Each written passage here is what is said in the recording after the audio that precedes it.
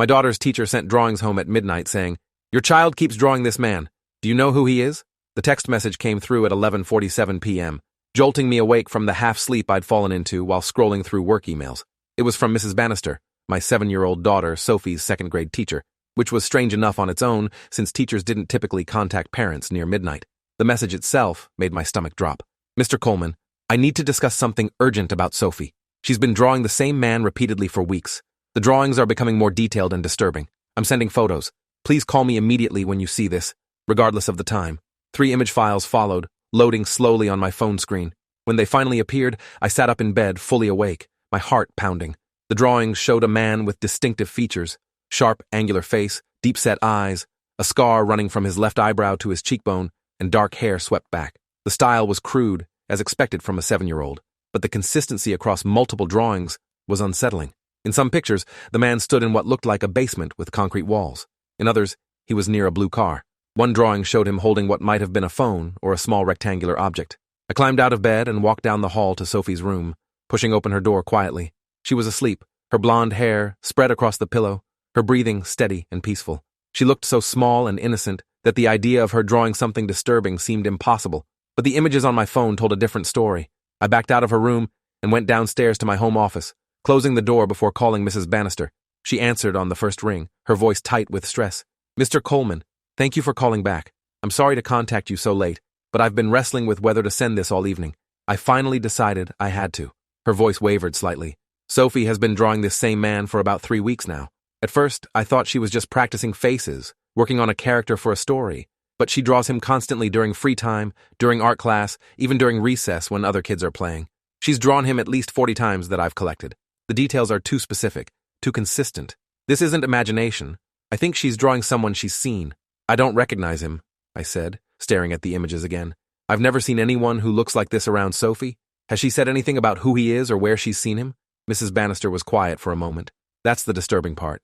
When I ask her about the drawings, she shuts down completely. Won't speak, won't make eye contact. Yesterday, I gently asked if this was someone from her family or a friend's family, and she started crying. Not upset. Crying, Mr. Coleman. Frightened, crying. She was terrified that I'd asked. My grip tightened on the phone. Terrified? Why would she be terrified? I don't know, but her reaction was extreme enough that I consulted with the school counselor, Ms. Perry. We both agree this warrants immediate attention. Children. Sophie's age don't typically fixate on drawing the same person unless there's a significant reason. Combined with her fear response when questioned, we're concerned about potential trauma or abuse. The word abuse hit me like a physical blow. "You think someone's hurting her? Who? When would that even be possible?" Mrs. Bannister's voice was careful, professional. "I'm not making accusations, Mr. Coleman. I'm telling you what I'm observing. Sophie is with you most of the time, correct? You have primary custody since the divorce?" "Yes," I said, my mind racing through Sophie's schedule. "She's with me Sunday night through Friday morning. She goes to her mother's Friday after school and comes back Sunday evening, but her mother would never hurt her, and her mother's boyfriend is someone I've met. He seemed fine, normal. What about other caregivers? Babysitters, relatives, family, friends?" I tried to think. "My sister watches her occasionally when I have late meetings. My parents take her sometimes on weekends. She goes to after-school care at the YMCA 3 days a week. There's a bus driver, her teachers, the staff at after-school care. But I've met all these people. I've vetted them. They all have background checks." Mrs. Bannister sighed. "Mr. Coleman, I need to be direct with you. Given Sophie's reaction and the concerning nature of these drawings, I'm obligated to file a report with Child Protective Services. It's not personal. It's protocol when we suspect a child might be in danger." My throat went dry. "CPS? You're reporting me to CPS?" "I'm reporting a concern about Sophie's welfare. That's not the same as accusing you. But someone in Sophie's life is making her feel unsafe enough to draw this person obsessively and be frightened when asked about it. We need to find out who and why." She paused. "I'm also recommending you take Sophie to a child psychologist immediately. Someone trained in trauma assessment. They might be able to get her to open up about who this man is and why she's drawing him." I looked at the drawings again, studying the scarred face.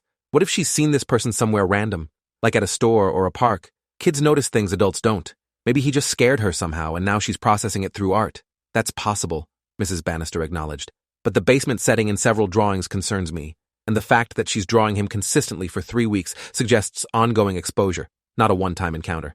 Mr. Coleman, I've been teaching for 15 years. I've seen children process fear and trauma through art many times. This has all the hallmarks of that kind of situation." After we hung up, I sat in my office until nearly 1 a.m., examining every drawing Mrs. Bannister had sent. There were 12 images, each showing multiple drawings. I counted at least 50 total sketches of this same man. In some, Sophie had written words in her messy 7-year-old handwriting. One said, "Basement scary." Another said, "He watches." A third, which made my blood run cold, said, "Don't tell, or he knows." The last phrase was what terrified me most. It implied direct threat, a warning given to Sophie by someone. I went back upstairs and stood in Sophie's doorway, watching her sleep. She'd been living with me primarily for 2 years now, ever since my ex-wife Vanessa and I divorced. The split had been messy, full of accusations and hurt feelings, but we'd both agreed Sophie's well-being came first. Vanessa had struggled with alcohol during our marriage, which was the main reason I'd fought for and won primary custody. But she'd been sober for 18 months now, attending AA meetings, seeing a therapist. Our custody arrangement was working, or so I'd thought. Friday morning, I kept Sophie home from school and made an appointment with Dr. Nina Calabresi, a child psychologist whose office was across town. The earliest she could see us was Monday, which meant 3 days of waiting and wondering. I called my boss and explained I needed to work from home for family reasons. Then I sat Sophie down at the kitchen table with her favorite cereal and tried to approach the subject carefully. "Sophie, your teacher, Mrs. Bannister, showed me some drawings you've been making. Drawings of a man with dark hair and a scar on his face." Sophie's spoon froze halfway to her mouth. Her eyes went wide and she stared at her cereal bowl. "I'm not mad," I said quickly. "I just want to understand. Who is this man? Have you seen him somewhere?" Sophie didn't answer. She set down her spoon and wrapped her arms around herself, a defensive posture I'd never seen her take before. "Sophie, sweetheart, you can tell me anything. If someone scared you or said something that worried you, I need to know so I can help." She shook her head violently. "I can't tell." "Why can't you tell me?" "Because he said." Her voice was barely a whisper. My heart was pounding now. "Who said, honey? The man in your drawings?" Sophie looked up at me with tears in her eyes. "He said if I tell, he'll know. He said he watches all the time and he'll know if I tell. And then bad things will happen." I knelt beside her chair, trying to keep my voice calm despite the fear coursing through me. "Sophie, I promise you, no one can know what you tell me unless you want them to. And I can protect you from anyone who tries to hurt you or scare you. But I need to know who this man is and where you've seen him." She was crying now, silent tears running down her cheeks. "I see him at Mommy's house. He's there sometimes, in the basement. He does things on his computer and he told me never to come. Downstairs. But one time I did because I heard noises and I saw him. He saw me too. He said if I told anyone he was there, something bad would happen to Mommy. He said he'd make her go away forever." The revelation hit me like a freight train. This man was in Vanessa's house, in her basement, threatening my daughter to keep his presence secret. "How many times have you seen him?" "Lots of times," Sophie whispered. "Almost every time I'm at Mommy's, I hear him downstairs. Sometimes I hear him talking to other people. Sometimes I hear Mommy talking to him. She brings him food, but she told me never to go in the basement, that it's private. The one time I went down, that's when he said those things to me. That was 2 months ago. 2 months of Sophie carrying this secret, being threatened into silence. 2 months of this stranger in my ex-wife's basement, doing God knows what while my daughter was in the house. I pulled out my phone and called Vanessa immediately. It rang 6 times before going to voicemail. I tried again. Voicemail again. I sent a text. "Call me immediately, it's about Sophie. Emergency." Then I called Detective Ray Hutchins, an old friend from college who worked in the city's major crimes division. When he answered, I launched straight into the situation. Sophie's drawings, the man in Vanessa's basement, the threats made to my daughter. Ray listened without interrupting, then said, "David, you need to call 911 right now and report this. Then you need to keep Sophie with you and not let her go back to Vanessa's house until this is sorted out. What if Vanessa's involved? What if she's letting this guy use her basement for something illegal and she's complicit? Then that's something the police will determine. But your priority is Sophie's safety. If this man threatened her, you can't send her back to an environment where he has access to her." Ray paused. "Do you have any idea what he might be doing in that basement? What kind of things on the computer Sophie mentioned?" I thought about the drawings, about the rectangular object in the man's hand. Sophie drew him holding something. It looked like a phone or a tablet, and she said she heard him talking to other people. Could be anything. Business, gambling, I don't know. Or something worse, Ray said grimly. Human trafficking operations, drug distribution, child exploitation. These are often run remotely through computers in residential basements. The fact that he threatened a child to keep quiet suggests he's involved in something serious enough that discovery would have major consequences. The thought made me nauseous. I'd been sending Sophie to a house where potentially criminal activity was occurring, where a man threatening enough to terrify a 7-year-old had free access. I called 911 and was connected to a dispatcher who took my information and said officers would be sent to Vanessa's address to conduct a welfare check and investigate the situation. Then I called my lawyer, Patricia Greer, who'd handled my divorce. She answered on the 3rd ring, and I explained everything. "Don't let Sophie go back there," Patricia said immediately. "I'm filing an emergency custody modification today. With CPS involved, and this man threatening Sophie, we have grounds to suspend Vanessa's custody pending investigation. I'll have something filed with the court by end of business today." An hour later, 2 police officers showed up at my door, Officer Lisa Tran and Officer Keith Barrett. They asked to speak with Sophie, and I sat with her while they gently questioned her about the man in the basement. Sophie was hesitant at first, but Officer Tran had a warm, maternal presence that seemed to put her at ease. "Sophie, you're not in trouble and neither is your mom," Officer Tran said. "We just need to understand who this man is, so we can make sure everyone is safe. Can you tell me what he looks like?" Sophie described him exactly as she'd drawn him. Tall, dark hair, sharp face, scar on his eyebrow. "Did you ever hear his name?" Officer Barrett asked. Sophie thought for a moment. "Mommy called him Dimitri once, or maybe it was Dima, something like that." The officers exchanged a look. "Did he have an accent when he spoke to you?" Sophie nodded. "He talked different than Daddy. His words sounded, I don't know, different." Officer Tran made notes. "And you said you heard him talking to other people. Were these people in the basement with him or was he talking on the phone?" "I think on the computer. He had a big screen and I could hear other voices coming from it. But I only saw him that one time I went downstairs. Usually I just hear noises." Officer Barrett stood up. "All right, Sophie. Thank you for being so brave and telling us this. We're going to go check on your mom's house now and make sure everything is okay." After they left, I tried calling Vanessa again. This time she answered, and she sounded furious. "David, what the hell did you do? The police just showed up at my house with a warrant. They're searching my basement. What is this about?" "It's about the man living in your basement who threatened our daughter," I said, my voice hard. "Sophie's been drawing him for weeks, and she finally told me he's at your house. Who is he, Vanessa? Who is Dimitri or Dima or whatever his name is, and why is he in your basement threatening our child?" There was a long silence. When Vanessa spoke again, her voice had changed from angry to frightened. "Oh God, David, I can explain. It's not what you think." "Then explain, right now. He's my landlord. After the divorce, I couldn't afford the house on my own. I was going to have to move to an apartment, and I knew that would disrupt Sophie's life more. Dimitri approached me with an offer. He'd pay my mortgage, all of it, in exchange for letting him use the basement for his business. He said he imports electronics from Eastern Europe and needs a space to run his logistics operation. It seemed perfect. I got to keep the house, Sophie got stability, and all I had to do was let him use a space I wasn't even using. And you never thought to ask what kind of logistics operation requires threatening a 7-year-old? I could hear the anger and disbelief in my own voice. I didn't know he'd spoken to her. I told Sophie never to go in the basement. Dimitri told me the same thing, said it was for insurance reasons, liability issues if she got hurt around his equipment. I thought I was doing the right thing, keeping Sophie in her home, maintaining stability after the divorce disrupted everything. Vanessa was crying now. "David, they're taking computers out of my basement. Multiple computers, servers, equipment I've never even seen before. What has he been doing down there? I don't know, but you're about to find out. And Vanessa, my lawyer is filing for emergency full custody. You put our daughter in danger by letting a stranger operate some kind of illegal business in your house. You're lucky if losing custody is the worst consequence you face." I hung up before she could respond. An hour later, Detective Ray Hutchins called me back. "David, I pulled some strings and got information on the situation at your ex-wife's address. You need to sit down for this." I was already sitting, but I braced myself anyway. The man in the basement is Dmitry Volkov, a Russian national with suspected ties to organized crime. The local FBI field office has had him under surveillance for 6 months as part of a larger investigation into human trafficking and child exploitation networks. The room seemed to tilt. Child exploitation? He's been in the same house as Sophie, and he's involved in child exploitation? "It's worse than that," Ray said quietly. "The computers they seized from the basement were running multiple illegal operations. Distribution of child sexual abuse material, coordination of trafficking routes, financial transactions for exploitation networks across 3 continents. Volkov wasn't just running a small operation, David. He was a major node in an international network. Your ex-wife's basement was hosting servers that were actively being used to coordinate the abuse and trafficking of children globally." I felt bile rise in my throat. Sophie had been sleeping upstairs while directly beneath her, a man was coordinating the exploitation of children. Did he do anything to Sophie? Is she... I couldn't finish the question. "We don't have any evidence that he physically harmed her," Ray said. "But we need Sophie to undergo a forensic interview with specialists trained in this area. They'll be gentle, but they need to determine if Volkov had any inappropriate contact with her beyond that one conversation where he threatened her. I'm sorry, David. I know this is every parent's nightmare." The forensic interview was scheduled for the next morning at a child advocacy center. I barely slept that night, checking on Sophie every hour, my mind racing through worst-case scenarios. The interview took place in a comfortable room designed to put children at ease, with toys and soft lighting.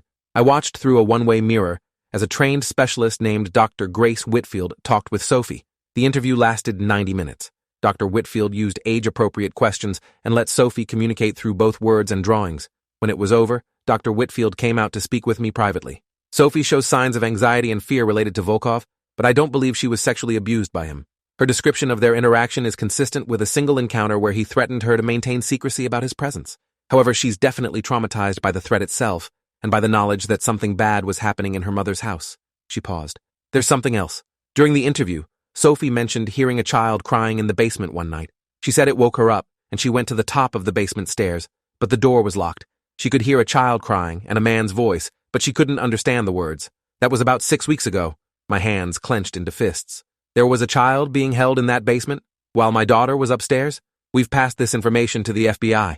They're checking their surveillance records and investigating whether Volkov was holding victims in the house temporarily as part of trafficking routes. Sophie's testimony might be crucial to their case. Dr. Whitfield put a hand on my shoulder. I know this is overwhelming, but Sophie is resilient. With proper therapy and support, she can recover from this trauma. You did the right thing by taking her concerns seriously and acting quickly. Over the next week, the investigation exploded into a major news story. The FBI arrested Dmitry Volkov and 14 other individuals across 3 states as part of a coordinated takedown of an international trafficking network. The operation had been going on for years, moving victims from Eastern Europe through a series of safe houses in the United States before distributing them to various locations. Vanessa's house had been one of those safe houses. The basement had been modified with soundproofing and a hidden room where victims were held temporarily. Evidence recovered from Volkov's computers led to the rescue of 23 children and the identification of hundreds of exploiters worldwide. Vanessa was arrested and charged with harboring a fugitive and conspiracy to facilitate human trafficking. Her defense was that she'd been unaware of Volkov's activities, that she genuinely believed he was running a legitimate import business. The prosecution argued that willful ignorance didn't absolve her of responsibility, especially given that she'd accepted money to provide Volkov with unquestioned access to her property, where crimes against children were being committed. My custody hearing was expedited given the circumstances. Patricia presented evidence of the danger Sophie had been exposed to, including Sophie's drawings, her statements about hearing a crying child, and expert testimony about the psychological impact of living unknowingly above a trafficking operation. The judge granted me full legal and physical custody, suspending Vanessa's parental rights pending the outcome of her criminal trial. Ms. Coleman, the judge said, addressing Vanessa directly, you made a choice to prioritize your financial stability and your desire to keep your house over thoroughly vetting who you allowed into your home and into proximity with your daughter. That choice had devastating consequences that could have been far worse. Until you can demonstrate that you've addressed the judgment failures that led to this situation, you will not have unsupervised access to your child. Vanessa's trial took place 8 months later. I attended every day, sitting in the gallery and listening to testimony about what had been happening in that basement. The prosecutors presented evidence that Vanessa had seen suspicious activity. People arriving at odd hours, sounds from the basement that didn't match a legitimate business operation, Volkov's insistence on complete privacy, and Sophie's restriction from the basement. They argued she'd chosen to ignore these red flags because confronting them would have meant losing the financial arrangement that allowed her to keep her house. The jury deliberated for 2 days before finding Vanessa guilty of conspiracy charges. She was sentenced to 12 years in prison. As they led her out of the courtroom, she looked at me and mouthed, "I'm sorry." I didn't respond. Sorry didn't undo the trauma Sophie had experienced. Sorry didn't bring back the childhood innocence she'd lost. Sorry was meaningless in the face of what her choices had enabled. Sophie started therapy with Dr. Calabrese twice a week. The sessions focused on processing her fear, understanding that she wasn't responsible for what had happened, and rebuilding her sense of safety. Progress was slow.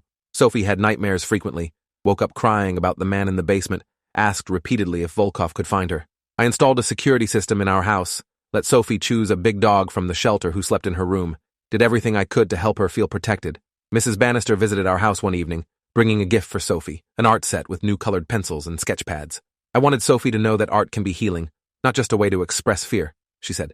What she did by drawing that man, even though it came from a scary place, ultimately saved lives. She should be proud of her bravery. Sophie didn't feel brave. She felt scared and confused about why her mother had let bad things happen. But slowly, with therapy and time, she started drawing other things.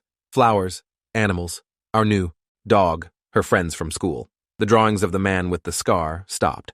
6 months after Volkov's arrest, the FBI agent heading the investigation, Agent Monica Reeves, came to our house. She showed us photos of some of the children who'd been rescued as a result of the operation. These children are safe now because Sophie told the truth, Agent Reeves said. Her drawings led us to Volkov sooner than we would have found him otherwise. We'd been surveilling him, but we didn't know about the safe house in your ex-wife's basement. We were focused on other locations.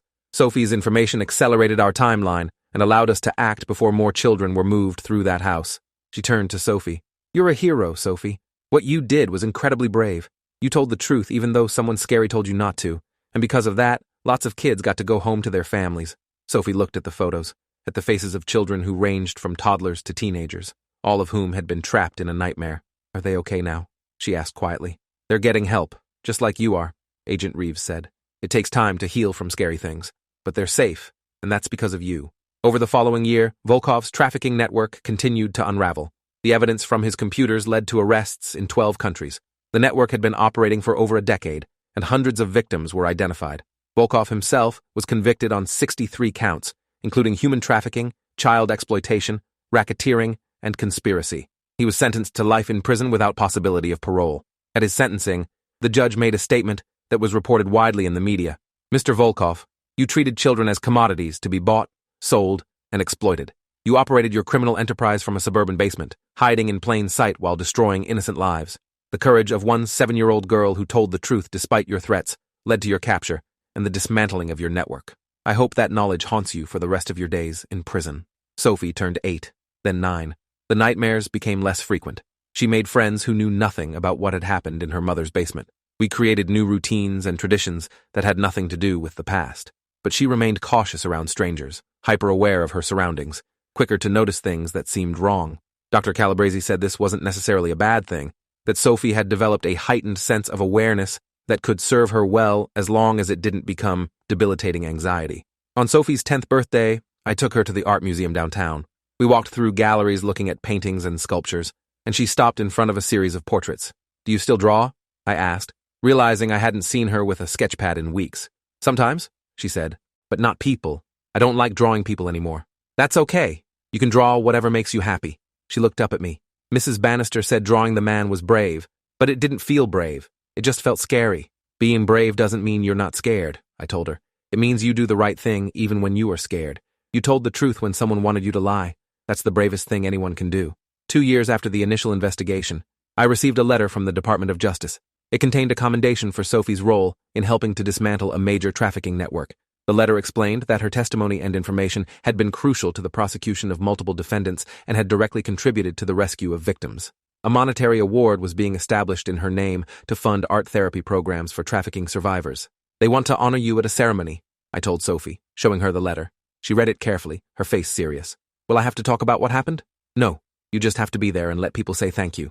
She thought about it. "Okay, but only if you're with me. Always," I promised. At the ceremony, Sophie stood on a stage in front of dozens of officials, survivors, and advocates. She wore a blue dress she'd picked out herself and held my hand tightly. The Assistant Attorney General gave a speech about the importance of listening to children, believing them when they report concerns, and acting swiftly to investigate threats to their safety. "Sophie Coleman's drawings alerted caring adults that something was wrong," he said. "Her teacher recognized the signs. Her father took action. Law enforcement responded appropriately. This is how the system is supposed to work. And because it did work, because everyone involved did their job, a major criminal network was stopped, and countless children were saved from exploitation." Sophie didn't feel like she'd saved anyone. She'd just drawn pictures of a man who scared her. But as she looked out at the audience and saw faces of survivors who'd been rescued, of parents whose children had come home, of advocates who fought every day against trafficking, she began to understand that her small act of truth-telling had been a crucial link in a much larger chain of justice. Afterward, a woman approached us. She was in her 20s, with dark hair and kind eyes. "Sophie," she said tentatively, "my name is Elena. I was one of the people rescued from a house connected to Volkov's network. I wanted to thank you. When I heard that a little girl's drawings helped catch him, it gave me hope that people do care, that someone would notice and help. You helped save my life." Sophie looked at her, then at me, then back at Elena. "Did he hurt you?" she asked softly. "Yes," Elena said honestly, "but I'm okay now. I'm safe and I'm healing just like you are. And part of how I'm healing is knowing that bad people, like him, get caught and punished." She knelt down to Sophie's level. "You were very brave. Never forget that." 3 years after the midnight text message from Mrs. Bannister, Sophie was thriving. She'd developed an interest in photography instead of drawing, saying she liked capturing real moments instead of creating images from memory. She joined the school's photography club and won a local competition with a series of photos showing everyday heroes: teachers, firefighters, nurses, crossing guards, people who kept others safe. The final photo in her series was of Mrs. Bannister in her classroom, surrounded by children's artwork. The caption read, "She saw what others missed." Mrs. Bannister had that photo framed and hung in her classroom, along with a quote she'd printed below it. "When children try to tell us something, our job is to listen, always." Vanessa remained in prison, eligible for parole in 4 more years. Sophie wrote her occasional letters, carefully neutral updates about school and activities. Vanessa wrote back, letters full of apologies and explanations that Sophie read, but didn't discuss much. Dr. Calabresi said this minimal contact was healthy for now, allowing Sophie to maintain a connection to her mother without being overwhelmed by Vanessa's guilt and regret. On a quiet evening when Sophie was 11, she came into my office while I was working and sat down across from my desk. "Dad, I've been thinking about something." "What's that, sweetheart?" "When I'm older, I want to do something that helps kids like those kids who were rescued. Not like a police officer or FBI agent, but maybe a counselor or a teacher or something. Someone who notices when things are wrong and helps fix them." I looked at my daughter, who'd been forced to grow up too fast, but had somehow emerged from trauma with empathy and purpose. "I think that's a beautiful goal, and I think you'd be amazing at it." Mrs. Bannister said that sometimes bad things happen, so we can learn how to stop them from happening to other people. "Do you think that's true?"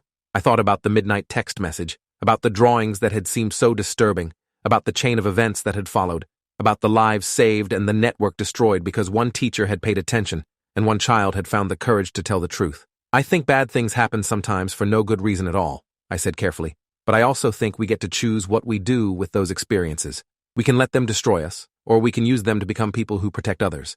You're choosing the second path, and that makes me incredibly proud." Sophie nodded thoughtfully. "I still have nightmares sometimes, about the basement and the crying child I heard. Dr. Calabresi says that might never fully go away." "Probably not," I agreed. "But it will get easier, and the fact that you can talk about it, that you're not carrying it alone, that makes all the difference." She stood up to leave, then paused at the door. "Dad, thank you for believing me. When I drew those pictures and couldn't explain why, you could have said I was being dramatic or making things up. But you believed something was wrong. That mattered. Always," I told her. "I will always believe you and always protect you. That's my job, and it's one I'll never fail at again." She smiled, a real smile that reached her eyes, and went back to her room. I sat at my desk, thinking about how close we'd come to disaster, how easily Sophie's drawings could have been dismissed as childhood imagination, how different everything would be if Mrs. Bannister hadn't sent that midnight message. The system had worked, barely, because people had chosen to pay attention and act. But how many other children were drawing pictures that no one noticed? How many were trying to tell truths that no one believed? The thought kept me awake most nights. I joined the board of a non-profit organization that trained teachers and caregivers to recognize signs of abuse and trafficking. I spoke at conferences about the importance of taking children's concerns seriously, even when they seemed unlikely or were expressed indirectly. I showed Sophie's drawings, with her permission, to audiences of educators and social workers, explaining how those crude sketches had been a child's desperate attempt to communicate something she'd been threatened into silence about. Children tell us things in many ways, I'd say at these presentations. Through words, through behavior, through art. Our job is to listen with all our senses, to look beyond the surface, to trust that when a child expresses fear or distress, there's a reason. Sophie's teacher saw patterns in drawings. She could have dismissed them. Instead, she sent a midnight text message that changed everything. That's the kind of vigilance we need from everyone who works with children. 5 years after the initial incident, the FBI's trafficking task force invited Sophie to participate in a training video for law enforcement officers about recognizing signs of trafficking in residential settings. She agreed, wanting to turn her experience into something educational. In the video, now 16 years old and articulate, Sophie explained how she'd known something was wrong in her mother's basement even though she couldn't explain what it was. How she'd drawn the man's face trying to process her fear. How the drawings had been her way of screaming for help when she was too frightened to use words. "If you're investigating possible trafficking situations, look at the kids in the house," she said to the camera. "We see things adults think we don't notice. We hear things through walls and doors. We know when something doesn't feel right, even if we can't articulate why. The child in the house might be your most important witness, but you have to ask the right questions and create a safe space for them to answer." The video was used in training programs across the country. Sophie received messages from officers saying her perspective had changed how they approached investigations involving children. One detective wrote that Sophie's insights had helped her crack a case where a child had been drawing disturbing images but had been too afraid to verbally confirm what she'd witnessed. The drawings, once investigators knew to take them seriously, provided the roadmap to rescue operations. When Sophie graduated high school, she'd been accepted to multiple universities with full scholarships. She chose to study psychology with a focus on trauma and child development. "I want to understand why bad things affect kids the way they do," she explained, "and I want to help them heal." Mrs. Bannister attended Sophie's graduation, bringing a gift, a framed copy of the first drawing Sophie had made of the man in the basement, alongside a recent photograph of Sophie smiling at her high school graduation. "The before and after," Mrs. Bannister explained. "A reminder of where you started and how far you've come." Sophie looked at the framed pieces for a long time, the crude childhood drawing of a threatening man, and the photo of a confident young woman who'd survived and thrived. "Thank you," she said, hugging her former teacher. for sending that midnight message, for not ignoring what you saw, for being the first person who really listened. Thank you for being brave enough to draw him in the first place, Mrs. Bannister replied, and for teaching me to never dismiss a child's fears, no matter how they're expressed. Dmitry Volkov died in prison 3 years into his life sentence, killed by other inmates who learned what his crimes had been. The news reached me through a brief article in the newspaper. I told Sophie, unsure how she'd react. She was quiet for a moment, then said, "Good.